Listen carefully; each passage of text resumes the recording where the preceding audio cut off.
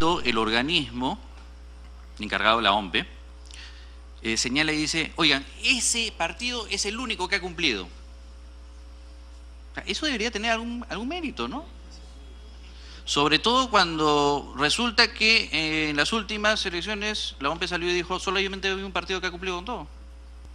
Y por cierto, es el partido que le cayó la SUNAT, el Ministerio Público, los allanamientos, las citaciones y todo lo demás. Entonces creo que también en algún momento deberíamos tocar ese tema. Gracias, presidente. Tiene el uso de la palabra el congresista Quintanilla. Gracias, señor presidente. Me pido una interrupción antes de empezar la congresista Marisa Grave. Presidente, como dije al inicio, tengo una cita médica, pero quisiera contestar algunas de las cositas puntuales que se han dicho, agradeciéndole la interrupción al congresista Quintanilla. Puntualmente, por favor, congresista. Sí, de manera puntual, porque evidentemente no voy a entrar al debate sobre si los 4 millones que está investigando la Fiscalía, o si el millón que dice Odebrecht, o que si dice sobre el Partido Fuerza Popular, o no dice sobre el Partido Fuerza Popular, o sobre si dice sobre Susana Villarán, o sobre si dice sobre Ollantumala. No vamos a salir de acá, o si discutir si Lula es o no es, o entrar a discutir si Temer, actual presidente, tiene bastante más responsabilidad o no. En fin, ese debate, sinceramente, presidente, creo que no abona a este punto que es el que estamos viendo, que hoy por hoy no le creen a nadie, ni de derecha, ni de izquierda, ni de arriba, ni de abajo, ni del color que seamos, porque estamos en un problema de crisis de legitimidad. Entonces, a eso es a lo que quiere ir este proyecto, a discutir los temas de fondo de financiación. Dos cositas quisiera plantear, presidente, sobre lo que se ha discutido. La congresista Salgado decía que firmas frente a nada, y no, lo que se está planteando precisamente es lo que ella está señalando, es decir, plantear el reemplazo. En lugar de exigencia de firmas, la exigencia de comités con vida política activa en la mitad de provincias del país, en al menos 2/3 partes de los departamentos, y por tanto, exacto, y por tanto eso lo que supone es 94 comités en 17 departamentos activos e inscritos, y que esa sea la manera de legitimar si una organización política existe y vive o no. Y además elevar el número de militantes en los comités de 50 a 100. Entonces eso nos permitiría tener certeza de vida orgánica y no de tener una inscripción que unas firmas no prueban realmente nada, más allá de un aparato de recolección de firmas. La segunda cosa, presidenta, sobre el tema de la tarifa electoral y la tarifa estatal que decía la congresista Alcorta, en realidad es real y ahí tenemos un problema, y hay una iniciativa que ha presentado el congresista del Castillo para discutir la franja electoral, porque parte del problema que tenemos es que la franja electoral sigue una tarifa estatal y hay un monto genérico que además usamos pésimo. Y entonces podríamos entrar a una discusión sobre una bolsa de minutos, presidenta, y ese, presidente, perdón, es que como la presidenta está al costado, y eso es lo que ayuda eventualmente a rediscutir la relación con medios. En el tema de medios, presidente, la idea es discutir cuál va a ser la financiación que da el Estado y también rediscutir el tema del canon, presidente, porque en realidad hoy por hoy muchos de los medios pagan realmente poco por el canon de poder utilizar nuestras ondas y de esa manera llegar a los países en el país, ¿no? Entonces ese es un debate adicional, presidenta. Luego, sobre el tema de fiscalización y OMPE, no he entrado a un tema adicional que algunos han planteado, que son los oficiales de cumplimiento. Yo creo que ese es un debate, acá está el congresista Mulder, que seguro está en contra de una cosa así, pero sí creo que ese es un debate que podríamos entrar a discutir, que tiene que ver con si es que quienes hacen el control de las finanzas de las organizaciones políticas pueden tener o no oficiales de cumplimiento dentro de las organizaciones políticas. No hemos entrado a eso en este proyecto de ley porque sabemos que es un debate mucho más complejo, pero que en todo caso, frente a lo que decía, si no me equivoco, el congresista Mantilla, es un tema que eventualmente habría que discutir, porque sí es cierto que hay una limitante muy grande de la acción que puede o no puede hacer OMPE, ¿no, presidenta? Y luego, sobre lo último, en el tipo simple y el tipo agravado en la discusión penal, la congresista la congresista Luz Salgado señalaba qué pasa si me subo a un camión en un meeting en un barrio y yo cómo sé si eso está o no está alquilado con determinado tipo de fondos. En la discusión alrededor de este tema de tipificar o no penalmente la aportación no registrada o ilegal, está una discusión sobre si hay topes o no hay topes. Yo participé en un debate con el doctor Caro, el doctor Azabache y el doctor Ugaz. Más allá que sé que el doctor Ugaz saca chispas en muchos, él plantea que haya un mínimo. O sea, lo que él dice es que superadas las 8 UITs recién hay que discutir el tipo penal. antes en realidad no debería entrar a tipo penal y solamente ser administrativo, eventualmente una sanción menor al partido, porque en realidad el nivel de control sobre una cosa así es realmente complicada. Y entonces lo que él sí plantea es poner un tope y entonces diferenciar la infracción del artículo 30 o del artículo 31 tomando en cuenta topes. Una vez que uno pasa determinado tope, entra al ámbito penal y cuando está por debajo de determinado tope, sigue en la vía puramente administrativa. Ese sería un tema eventualmente que podríamos debatir cuando esté el dictamen presentado por la congresista letona como presidenta de la comisión. Como último punto, presidente, y agradeciendo al congresista Quintanilla y pidiendo disculpas por tener que retirarme, en el tipo simple se puede hacer lo que ha pedido el congresista Miguel Ángel Torres, que es no registrado, porque en realidad el punto es precisamente que no ha sido registrado. Es decir, el artículo 30 hoy señala todos los aportes que podemos recibir, ojo, no solo en campaña, sino en general, todos los aportes que podemos recibir. Y lo que no está registrado formalmente entra al tipo base. Por eso es precisamente el no registro, pero se puede eventualmente incorporar para que sea más claro, presidente. Muchas gracias. Disculpe, pero voy a tener que retirarme. Muchas gracias, congresista. Damos la bienvenida al congresista Mauricio Mulder. Tiene el uso de la palabra la congresista Úrsula Letona. ¿Usa la palabra, señor presidente? No, Mulder no, tú. Para que concluya el congresista Quintanilla. Tiene el uso de la palabra. Gracias, señor presidente. Señor presidente, por su intermedio, un saludo a todos. Agregando más o menos a este debate, en los requisitos para inscribir un partido, nosotros enfatizamos que no debe basarse en el número de firmas recabadas, porque esto en la práctica significa una necesaria inversión de dinero y mercantiliza la política. Para nosotros el criterio fundamental de la vigencia de la existencia de un partido es la organización, porque la política es una actividad colectiva, porque el fin de la política es resolver los problemas de la sociedad, no resolver los problemas del individuo en forma aislada.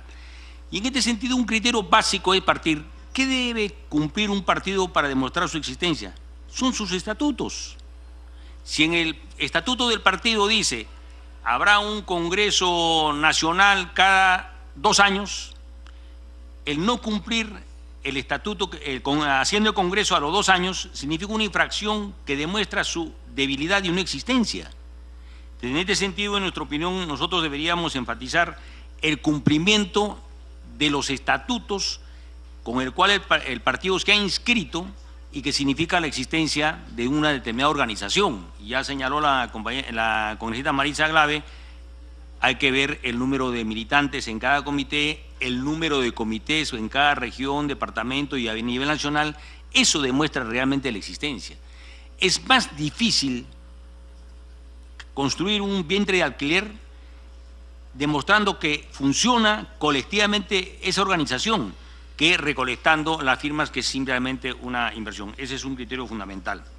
El otro punto que nosotros planteamos es el del tema de la franja electoral.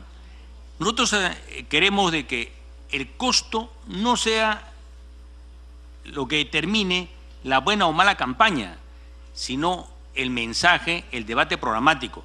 Y en este sentido, cuando nosotros planteamos de que se prohíba, digamos, la campaña publicitaria a través de un medio de comunicación, estamos planteando como complementario o alternativa la utilización de la franja electoral.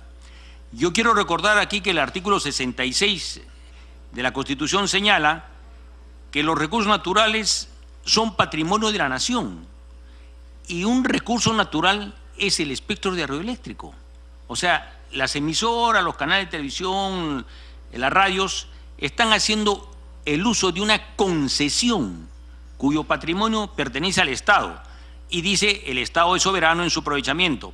Por ley orgánica fija las condiciones y ahí tenemos que poner, le entregamos la concesión como Estado a una persona natural o jurídica para que haga uso del espectro radioeléctrico o televisivo y se le pone la condición, pero en campañas electorales o por razones de interés nacional destinará un porcentaje determinado del tiempo y eso lo determinará, digamos, la utilización ya de las normas electorales. Eso que quede también claro.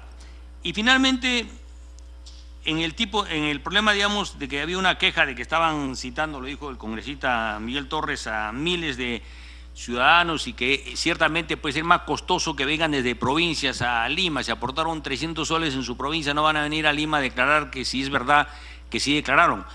Yo entiendo que en las materias de investigación y de instrucción penal o las cuestiones indagatorias se pueden hacer también por medios electrónicos y en los lugares de su residencia. Por ejemplo, un testigo puede declarar en Puno, está permitido legalmente, y declarar, digamos, vía electrónica. La infraestructura la pone el Ministerio Público o el Poder Judicial. Yo no sé si eso están obviando en el caso, porque ciertamente es absurdo que alguien venga a declarar de cualquier provincia del país, hasta siquiera de Ica a Lima, tiene un costo más de lo que puede haber aportado, ¿no? Y si viene de Puno o Iquitos es peor. Gracias. Tiene el uso de la palabra la congresista letona. Gracias, presidente. Presidente, dos temas muy puntuales y de hecho se los voy a hacer llegar a la congresista Mulder, o se evaluarán en esta comisión en su momento. A la congresista Glave, perdón. Perdóneme, congresista, estaba pensando en usted. Es que no le han dado la bienvenida, creo. Ok.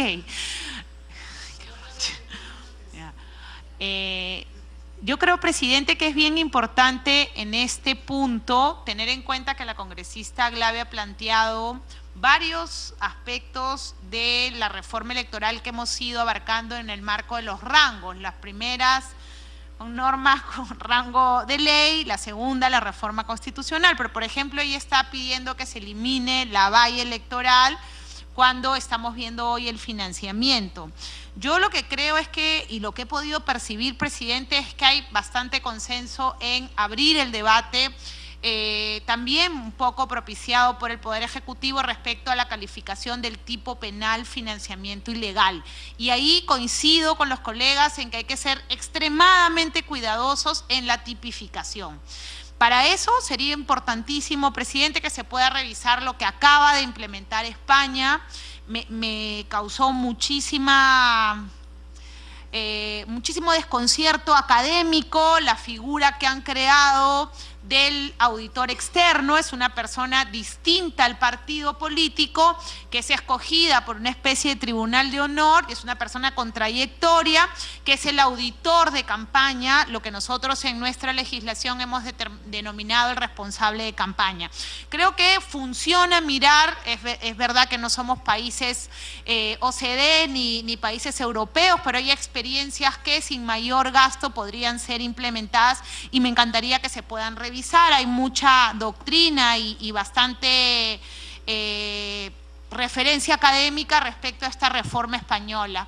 Y en el otro extremo, presidente, también pedirle a la congresista Glave que estos puntos que quedan fuera, hay un proyecto del congresista Mauricio Mulder, hay otros proyectos que tienen cierta vinculación, puedan ser tramitados, si ella lo desea así, a través de otro proyecto de ley, pero creo que podríamos centrarnos en este tipo penal donde yo he visto nuevamente en la sesión de hoy algún consenso para empezar a discutirlo. La congresista Alcorta me pide una interrupción.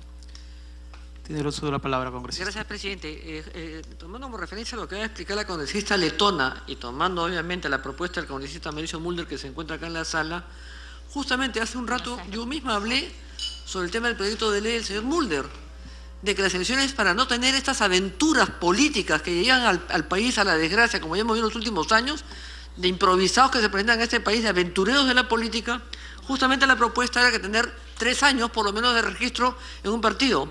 Porque lo que ha hablado el señor Quintanilla justamente es partidos que tengan estatutos, reglamentos, instituciones.